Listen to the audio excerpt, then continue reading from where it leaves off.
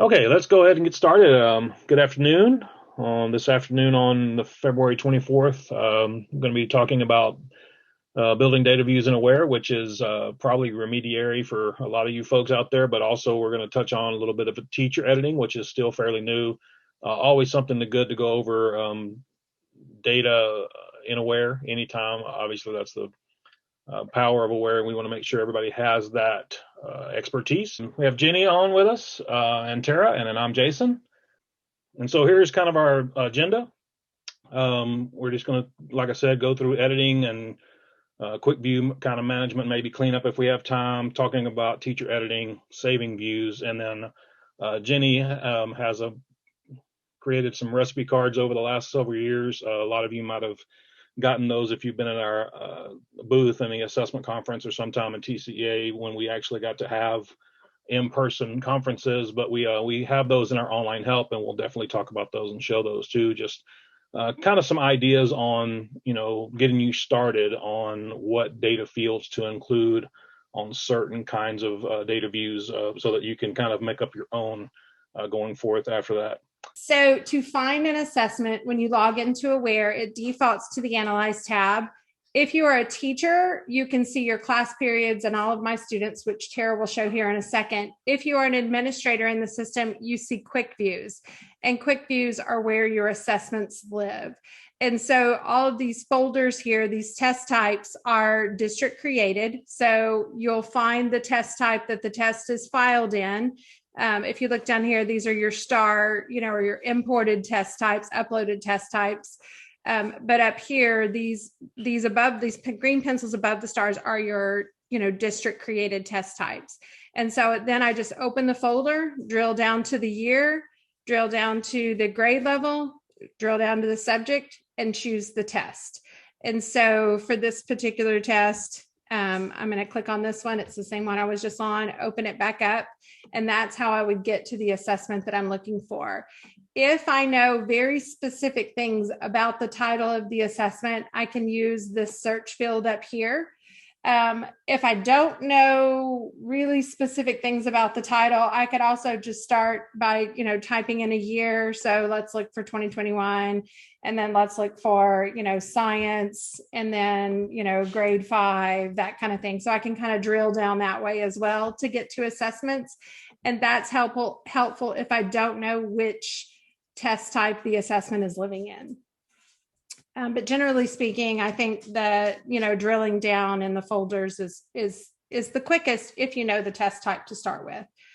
I have an assessment here open, and it's just open to the defaulted data view, the student scores view that comes up when you open a local assessment. And so we're going to go in and click the edit button and kind of change how that looks. So if you are a teacher and they've turned that on for you, which we'll look at how to do later, you have the edit button. Or if you are an administrator, you should have an edit button. And the edit button is truly where all the magic happens in Aware. It's where you can create, you can set the data up to see it the way that you want to see it. One of my favorites is kind of an oldie but a goodie, but I'll go over it real quick. As you can see here, we have test tabs, columns tabs, and summarize tab. The test tab is where I could drag over multiple assessments to compare by side. The columns tab is where I can pull over those, the columns that I want to see in the data view. And then the summarize tab is where I can summarize by populations of students. And so if I'm focused on a specific population of students, or I want to see how male GT students performed, I can certainly, summarize with subpops within subpops in the system. And so it's pretty neat. All right, in the columns tab here, I'm going to start by just clicking clear and moving all of that stuff out. And I'm going to go to my learning standards folder, and I'm going to pull over learning standard number and description. In the responses folder, I'm going to pull over question number, the student correct response, and student response. This is one of the data views that's available in the recipe cards, which we're going to show later. On the summarize tab for now, I'm just going to clear all that out, and I'm going to click update. And I can see what this does is this shows me that within these learning standards how they performed on individual questions. So for 4.7a, I can see that question number 18, 19, and 20 all covered 4.7a. And I can see how my performance on these individual questions within that learning standard varied.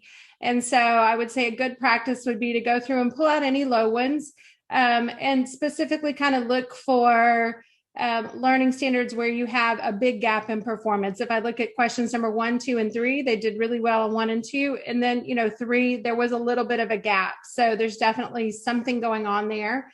And so again, once I got here, this is just the defaulted view that it goes to.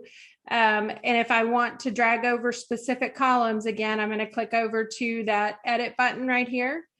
And then, go to this columns tab, clear out what's there, or I could drag and drop, if I just want to remove date taken, masters, meets, that kind of thing. So let's say I wanted to see approaches grade level with a percent score in a certain range. My tools here. I could say add a filter. Is we want to look for kids who are less than 65%, that kind of thing. Then I could look for those kiddos right there. That would filter those out. And so again, you can do a lot of things in that edit button in an hour's time. Like we do 8-hour trainings over analysis. So in an hour's time with other topics to cover, it's hard to cover all of the things that you can do in there. We can't even really cover all of the things in 8 hours. And so I think the important thing to take away from this is that edit button is there. You're not going to break anything by getting in there and playing and dragging over fields and, trying to build data views that you think would be useful to you. There's nothing you can do that would break this. To get back to my regular data view, if I don't like what I've built, I just click on the name of the test and again, it takes me right back where I started. And so super easy to manage and super easy to work with. There's nothing, again, you could hurt by just clicking that edit button and playing with the options that are listed there. One of the things that I really like about the edit button is the summarize tab. We kind of glazed over it a little bit while ago, but being able to kind of highlight specific populations of students. And so if I am looking for students who are a certain ethnicity or gender, I can do that. I can even look for ethnicity, genders within ethnicities. And so what that will do is that will give me, again, the ethnicity of the child and then the gender of the child and how they performed in those groups. So it's looking at the data kind of through a different lens. This is really helpful for helping us sort of determine bias. If my questions or my instruction can contain some kind of bias, this is a way to identify it, right? Look at the data by specific populations of students broken down by, demographics helps me to do that. And so if this is something that I really like, let's say that I really like this data view, and I want to use it more than once, and I want other people to use it as well, I would click this save button, save, and then we're going to click edit. And we're going to rename this, and we're going to say assessment data by gender and ethnicity. So I'm just going to give it a name that's general. And I'm going to save that again. And then I'm actually able to click this little share button right here, and I can choose how I want to share it.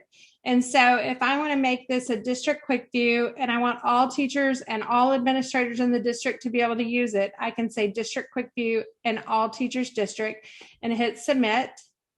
And what that does is that actually puts that view, it adds that view to the drop-down list, the quick view drop-down list that I go in and pull data views from. So I'm going to pull up a different assessment. We'll go to third grade math this time. We're on fifth grade science. We'll go to third grade math, and I'm going to go down here and find, I have way too many. This is bad practice right here that I'm showing you. I have way too many in my list, but I'm going to choose that one that I just built, assessment data by gender and ethnicity. And there we go. I can pull it up that way. I don't have to build this every time I want to see data that way. I can add it to that quick view drop-down list so that it's available for myself and for other people in the district. I want to take a second and show you what the new fields are that were added recently. They really kind of point to online testing stuff. And so when I click here under the edit button, I now have columns, and I can pull this again as a teacher or an administrator. I now have columns that allow me to look at, for the online administration, the elapsed time and the active time. So how long was the window open versus how long were they actively taking the test? I can pull over content clarifier usage. I can pull over all of my fields for embedded supports. So were these turned on or not for the student? And then I can also, under the administration information, pull over the test medium. This allows me to see who took the test on paper, who took it online. And so I wouldn't necessarily pull all those into one data view, but I'm doing this here for demo purposes to show you what they look like. And so what this tells me, again, this is summarized data right here. So this is, kind of averages on some of them, which don't quite mean much. But I can see which percentage of the students had these embedded supports turned on, which is useful. And I can see which percentage of the students took the test online versus on paper, or which were, teacher entered assessments. And so if I go to this individual student tab, I can see right here under content clarifier usage, this number here represents the number of content clarifiers that they actually accessed while they were taking the test online. So which ones did they open up and read while they were, well, we know that they opened it. We don't know that they read it, but we know that they opened it, the content clarifier. And so, we have a student who used 2, they had it available to them, and they only used 2. We have another student who had it available to them and used, all 5. And so that's kind of a helpful to look at in determining how much usage kids are getting out of the content clarifiers. If I have a student who's not using them, maybe they need instruction on how to use them, those language supports, what are they for, that they may need instruction on that. And then also I can look again at that active time versus elapsed time on the assessment. I can look at what embedded supports were turned on, and then what medium was used when they actually took the assessment. So those are pretty exciting. I think there's some pretty insightful data pieces there that really are important when you're looking at how kids, particularly kids with embedded supports, are using those and accessing those. And, if you wanted to compare results of assessment with spelling assistance versus without spelling assistance, having that information right there in the data window. Kim just asked a question to see if a student used text-to-speech. It says here it's a yes or no. I mean, if it's turned on. Now, whether they used it or not, we don't have that yet. Yeah, absolutely. So this just indicates that it was available to them, not whether or not they used it. The only one that actually has usage data tied to it right now is content clarifiers, which is pretty cool. You can see how many times they utilize the language supports, content clarifier tool in the assessment. The rest are just simply, did they have it available or not? So I'm going to first start as an admin to show you how you make sure this is available for your teachers. Again, this is relatively new, so some might not have it set up yet. So I'm going into Aware, and I have a right as a district administrator for Aware. And I'm going to go to my configuration options. Once I'm here, there's just one little box that I need to make sure is checked, and that is right here about mid-screen for me to allow teachers to edit data views. If this is checked, then just like Jenny was showing you, your teachers will have that edit button as well once they have opened an assessment. So again, I was just on Aware on my Analyze tab, configuration options, and I want to allow teachers to edit data views. You have some other options here that you might choose to make some updates to when you make this change, and then click Save. Once you have done that, when teachers go into an assessment, so I'm now in as a teacher, I'll zoom in again for you guys. And I have drilled down like Jenny showed before, and I'm going to select a test. I'm picking a Unit 1 assessment for my students. And I'm going to show there's just some minimal differences for teachers when they go into edit view. So what I'm going to do first is I'm going to build a data view where I can see two assessments side by side. This would be really good if your district is implementing pre and post assessments as part of your SLO process or as part of your TIA. So I'm going to pull in a second assessment here. And give me just a moment to find it. So we're going to look at Unit 1 side by side with Unit 5 and 6. And then on my columns, I'm just going to move over some information, drag it out. And you can see we're in a silly demo site. So we have some funny names for our performance levels, and I'm going to click update. So now what I'm seeing is I have my list of students, and I'm seeing two assessments side by side. So I can see how the students performed overall, and then which performance levels they hit compared side by side. So definitely you would be strategic in how you wanted to compare your two assessments if you're doing pre and post. Another thing we can do here is we can toggle to compare by test or cross tests. And then we see our student and we see those two assessments side by side. So this is another great way to view this. Now, as a teacher, I can't add things up here to the drop down like Jenny just showed you and an administrator is capable of doing. So what I would do as a teacher is I could save this as a new view. And now when I'm on my Analyze tab, instead of going to all my students and drilling down to a test, I'm going to click on My Saved Views. So again, instead of opening up data for my students, I'm going to go to My Saved Views. And this view that I just saved is going to default to the bottom, and it's going to be named Student Scores. When I reopen that, I can edit and I can update that title just like Jenny showed us previously. So I'm going to call this one Side by Side. And once I have saved this, it's now going to have that new title of Side by Side. So this is a great view for you to kind of get an idea of possible growth across the year for any of your local assessments that don't have that built into them. And now as a teacher, I can go and return to this view. And let's say now I go to edit. I already have this information set up, but now we've given an additional assessment that I want to compare.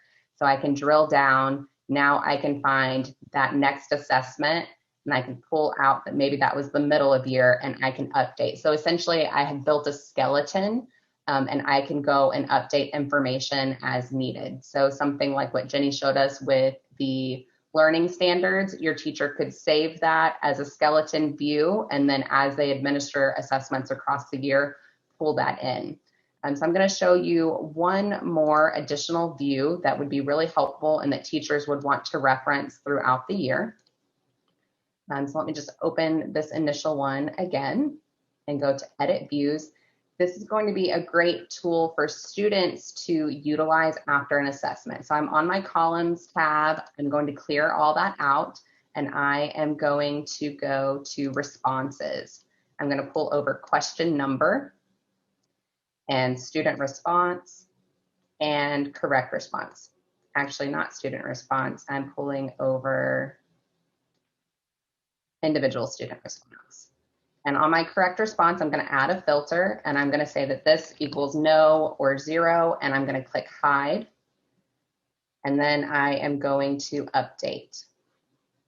And it didn't run for me. What we would see there is basically students are going to get strips of information. So they're just going to see their incorrect responses. So it would be a great tool for test corrections. And then once that is saved and set up, as a teacher administers new assessments over the year, they would be able to utilize that same view and examine any assessment that they have collected data for. And that is another view that's in the recipe cards that Jason's going to show here in a second. I don't think it's in this account. It's in the Tier 1 account. But that, again, is in the recipe cards. And I think it's called test correction strips in the recipe cards. I'm not sure. Yeah, I think so. I think that's what it's called. But, you know, you can see, again, the the And I engagement. have it. I'll show it from my side. I actually have it built. That I was going to show about sharing, so Okay, we'll talk about it. and guys, if you have questions about this hanging out in bliss, like those obviously would be performance levels you'd use in your district. I mean, maybe you would, I don't know. But the performance levels, you can define those performance levels. So when you are building a test, if you go in to create a test and you have those performance levels and you see district defined field A, district defined field B, instead of like words in those, somebody at the district level, so somebody has district level access, can actually define those. They can actually pick what they want to call those performance levels. And so that's why, they're different. There we go. And so in our master demo, we've got, two, the first two defined for formative assessments and the last three defined for more summative type assessments. And so again, you can, as a district, decide how you want your data sort of, what you want your columns called. In other words, when you're looking at the data views. Okay, so I just have a view built that Tara and Jenny were both kind of referencing. A lot of people, and we had a question actually earlier about what would we name a data view, and I'll tell you that whether it be a committee or you yourself, or even if you're talking to us with getting some ideas or the recipe cards for that matter, the names are critically important because you want the staff, especially teachers, to understand what that name means. We were just referencing that with performance levels, but obviously that applies definitely with data views as well. So you definitely want to get that name out there. What name makes the most sense? I'll tell you, Jenny, Terra, and I will help you build any data view there is. We love doing it. But we're going to question you most of the time on, hey, what do you think it should be called? Because what makes sense to the user as a name definitely may not what makes sense to us. So although we may give you recommendations, a name is really only as important as it's going to work there locally. So keep that in mind too. Naming is very important. So for this view, like I said, like Jenny said, in the recipe cards here in just a second, you're going to see that I think we called it review strips or test corrections or something like that. It's typically when you're looking at it by the student, it's showing only their missed questions. Here on a global like campus level, it's showing the number of questions that were missed. So 55 students missed number 8, kind of like the most missed questions. Well, this was a griddable. I definitely wanted to bring that to your attention because if it's a math or science test, you have a numerical response. It's not going to show you ABCD, right? It's just right or wrong. First bubble being correct, second bubble being incorrect. And so keep that in mind. Anyway, so just showing the here, and then if you're looking at it by the student level, the reason why we kind of call it review strips is because if you were to print this out like a PDF, you can cut out strips to give them to students, showing only the questions that they missed and whatever other information obviously you would like to have included there. And so now that we're here, Tara showed you saving from a teacher standpoint, and teachers can definitely save any view that they create.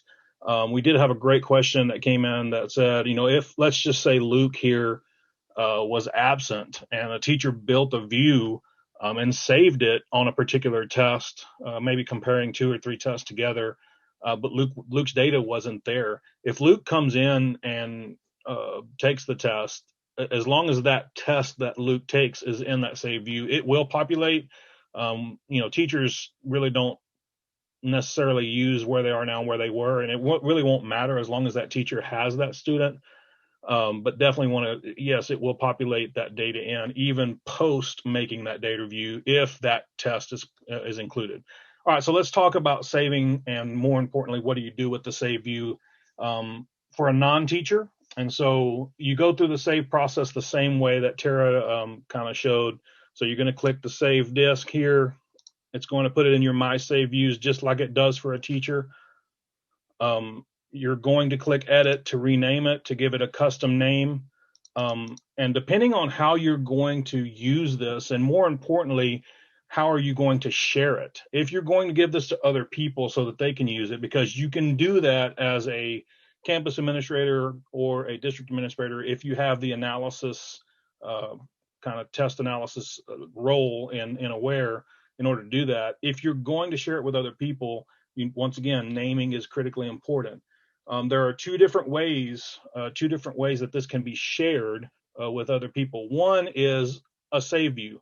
And like Terra showed you with the save view for a teacher when she was comparing one test to another, that's going to have a very specific name. Math, CBA 1, CBA 2, or something like that, some kind of comparison for grade 4. It's going to be a very specific name. If it's going to be a quick view, and once again, quick views are those things in the drop down, which are essentially templates that can be applied to any test, then that needs to have a generic name. Like in this case, if you'll recall the data, and I'm just going to go back to my update here. I'm just going to go back to my, if you'll recall, this is kind of those review strips. Well, I wouldn't call this review strips for third grade math unless it was just a save view that I was going to give to the third grade math teachers, right? It would be very specific. But I want review strips for fourth grade math. I want review strips for fifth grade science. I want review strips for eighth grade social studies. Or I want to make this once and then apply for a multitude of tests going down the road so I don't ever have to build this again. And not only for myself, but also others. Well, if that's the case, you're essentially taking the template of what data fields are included here in your view, and you're taking out the test. So I'm taking out the data and saying, whatever test I click on, give me the same type of data. That is essentially the definition and the purpose of a quick view. So we're going to make this a quick view. So once again, I've saved it. Now I'm going to edit it to give it a name. And once again, critically important, we want that name to be not have the year, not have the grade level, not have the subject, because it's going to work with a multitude of things. Now, if you make a quick view that's very specific to like a writing test or something, then it may have writing, but it won't have fourth grade writing because it would work for seventh grade too. But make a generic general name that works and lets people know what you're going to do. So I'm going to go ahead and just call this review strips, just because I think that's similar to the name that you'll find in the recipe cards, the review strips or corrections or something like that. And then I'm going to just click save. And that's just saving that name. Once again, like Terra referenced, it puts it into your save views, just like it does for a teacher. But the difference here is for an administrator is you have this share button. And so I can share this view, which is a review strips. I want it to be quick view. If you have district level access, you could share it with all teachers. If you're a campus level administrator, you can share it with just your campus teachers. This middle section is referencing only teachers. This bottom section is referencing those that are not teachers, whether they be at the district. So if I made it a district quick view, it would be all district level staff and all campus level staff. If you're a campus person, it would be principal, assistant principal, anybody else that has campus level. Or you could just make this a quick view for yourself. I built it. I don't want to ever build this again. Nobody else needs this. It's very specific to me. So you can make it a quick view for a personal quick view for yourself. I skipped this top section, but I will reference it now. This is essentially sharing it as a save view. So if I only wanted to keep this as third grade math, I made something very specific. That's this top section. Don't make it a quick view. Share it with either district views, if you see over here, or if you're on a campus, it could say campus views. But it's when they open it, it's going to be exactly this. They're not picking the test. It's going to have the test already included. So the top section here is sharing it as a save view to others. The bottom two section is making it a quick view. You're essentially promoting it to a quick view. Okay, so I'm going to go ahead and make it a quick view. I'm just going to do it for myself for now. You could do it once again for everybody. When I click submit, if you'll notice that review strips that's over here under my save views, it's going to go away. It's no longer a save view. And I like to think of this as promoting it. When you think about promotion, you're moving up. And so I have moved the review strips up from a save view. Well, it goes up to quick views. So if you'll notice, I was on third grade math topic 3 test. I'm going to go to quick views. I'll go to any other, it doesn't matter. I'm going to go to any other test that there is. So I was on third grade math. I'm going to go to 7th grade reading. Okay. And now I want to see the review strips for 7th grade reading. because I've promoted it from a save view to a quick view, all quick views are housed in this dropdown. Well, this is our long, yours is not going to be this long. This is a good example of needing to clean up quick views. And so we're going to talk about that here in just a second. But if you'll notice that mine says review strips right here. And so when I click on it, it's going to turn this test into that template of data that I built and saved. And anybody else that I were to share that with, it would be there. The organization of how these appear, if you'll notice, I shared those personally. It was just mine, and so that's why I didn't put it at the very bottom. It's who shares it, how it's shared, and then the order of which they're shared. And so that's how that organization works. And so because of over time, many of your districts out there, have been using Aware for a long time. Y'all might have a list that hopefully doesn't look like this, but has some stuff in it that may not be appropriate anymore, may not be used anymore, especially if you're sharing things with teachers. You want to make that list as concise and active as you can, because you don't want it to be confusing for them to go find the data they need. And so if you're a data administrator in Aware, when you go to My Save Views, underneath that, it says Manage Shared Views. Once again, if you're a data administrator in Aware, and that will go in when you click that, and you'll see a list of all the things. And if it says quick, then that's a quick view. And so you definitely want to go through here from time to time. I would say at least a couple times a year is probably necessary. And just make sure that all the things that are in there, once again, especially the things that say all teachers or campus teachers, anything that affects a teacher, you want to make sure that that is still being used, that it's named something that's that makes sense, that it's a generic name, so it's not just got a grade level or a year in it or whatever. You just want to make sure that that still needs to be in that list, because once again, cleaning things up, making the list as appropriate as possible really will ensure that your district uses Aware to its best. And once again, we're happy to help you with that. We kind of have a lot of experience with all of this, and we see things like this. We've been part of this. And so if you want to contact our team for kind of an audit, that's definitely something we're doing more of. A kind of a health check is what we're calling it. And so we definitely would be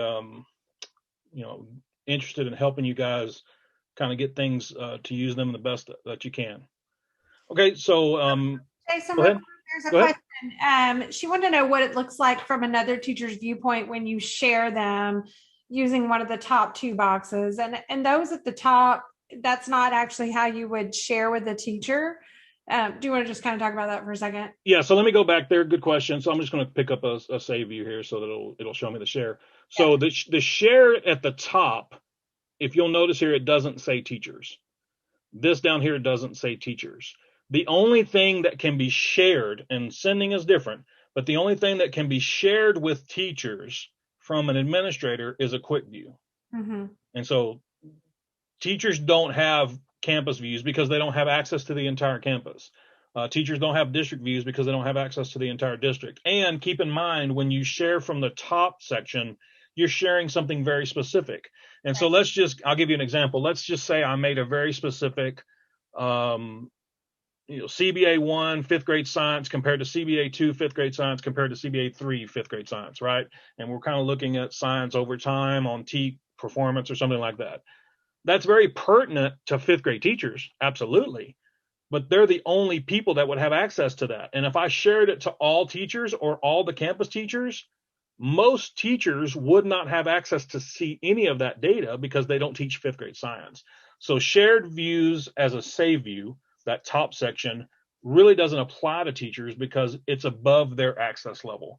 Mm-hmm. A quick view takes into account their access level. So even though I might have created the template with district level access, when a teacher clicks on the template, the quick view, and applies it to their test or the district test, whatever test they're using, it knows to only show the data for individual students that they themselves have on their roster. So that's why quick views are what you share with teachers. So, and if you had a data view like CBA 1 compared to CBA 2 compared to CBA 3, and you wanted to I hate to use the word share, but you wanted a teacher to see what you had built, right? You could send that to them. And when you send a teacher a data view, it literally looks like all they can do is print it. So their only option is to print it. They can't edit it. They can't, toggle through the toggles there. It literally is like a screenshot of what you created that they can scroll through. And so, sending would be an option there. Absolutely. All right. So referencing the help as it's been referenced, let me zoom in a little bit. So if you click on anywhere in our, if you click on the help button or whatever, or if you go to Eddie Helps here and click on this little thing that says additional help resources, it's going to take you to a screen like this. There is a search here. So if I did want to search like for a recipe, we've been referencing the recipe cards. You'll see if I just type in the word recipe, it's going to bring up several things. I could just click enter and it'll show me the results of anything that had that in there. Here are the most current ones. And so if you'll open that, you'll see these are PDFs of these recipe cards. And so what these are going to show you, they're going to show you the data fields. So if you'll, and we also give you recipes for food, which of course we love food. But if you go down here, it'll tell you what to do. Not only to cook some food, but to cook up some recipes for getting data. And so there's multiple in here. These may be tied to a year, but that doesn't mean the old ones are out of date. They're just different. Data views are data views. And so I think it's a great way not only to get some ideas, and you definitely might want to incorporate these into your own quick views, but it also hopefully will get your mind around, hey, I didn't even know that kind of thing was possible. And then you can come up with your own kind of, I wonder if this recipe is available out there. I wonder if this data can be found with Aware. And most likely the answer to that is yes. So once you learn and get comfortable with editing data views in Aware, your possibilities are endless. We may have a certain number of recipes here, but really this is just the tip of the iceberg that we hope that you get ideas on your own, because Aware is meant to be the data that you need at your fingertips, not ours. And so we have these great ideas. Sure, these are very common, very good data views, but we definitely don't want that to be the end all. We want y'all to get exactly what you need, which is Aware. That's the whole reason behind Aware. So I did have a question a while ago about they don't see something that we showed or they thought it wasn't available to them. Everything we showed today has been released. And so if you're not seeing some of the options that we showed today, it's tied to your access level in Aware. Like configuration options under test types, those would be only your, data administrators and Aware. So if you're not seeing some of the things that we've shown, again, it's an access level thing, because everything we've shown today has released, so it's live. Okay, I think we're finished with the content that we wanted to share today. Keep looking out for announcements on things that are coming, for follow-up webinars or lunch and learns or just videos and stuff. We're definitely excited about a lot of things coming down the road, and we are grateful for you guys, and always want your feedback. So please keep in touch, and we will see you next time.